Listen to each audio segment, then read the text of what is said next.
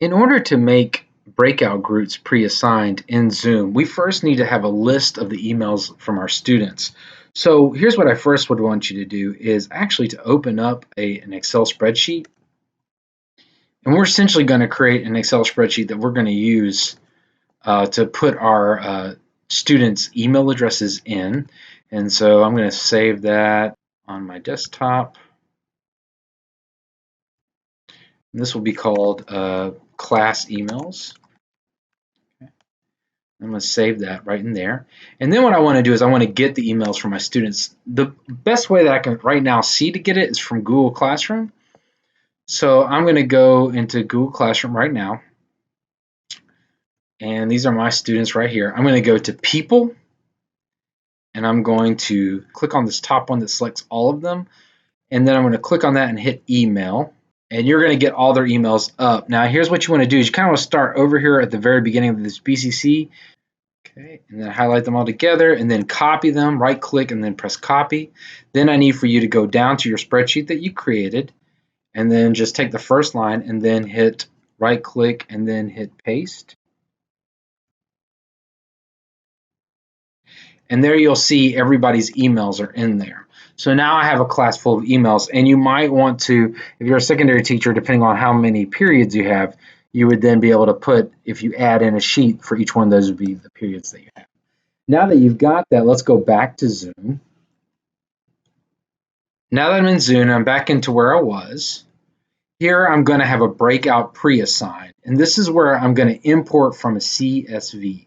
So here is where I'm going to download the template. So they're going to give me a template that I want. And you can see that this template already has the pre-assigned rooms.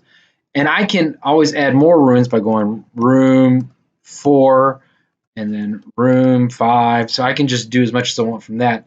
Then I'm going to go back up to my class email list. And then I'm going to start assigning rooms. So I'm going to copy that.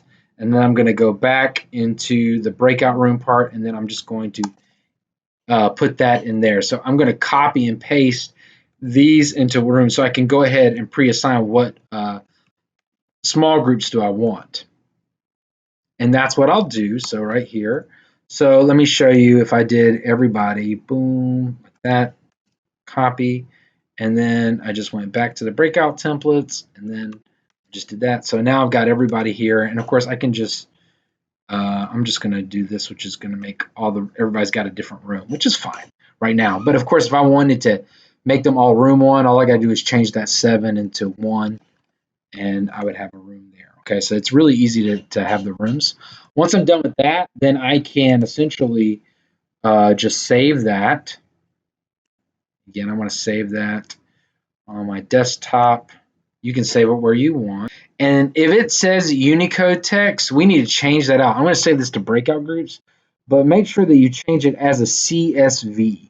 We don't want it that Unicode text. Sometimes it does that, and I don't know why. I'm going to put that on my desktop, and I'm going to save it. Okay, yes, all right.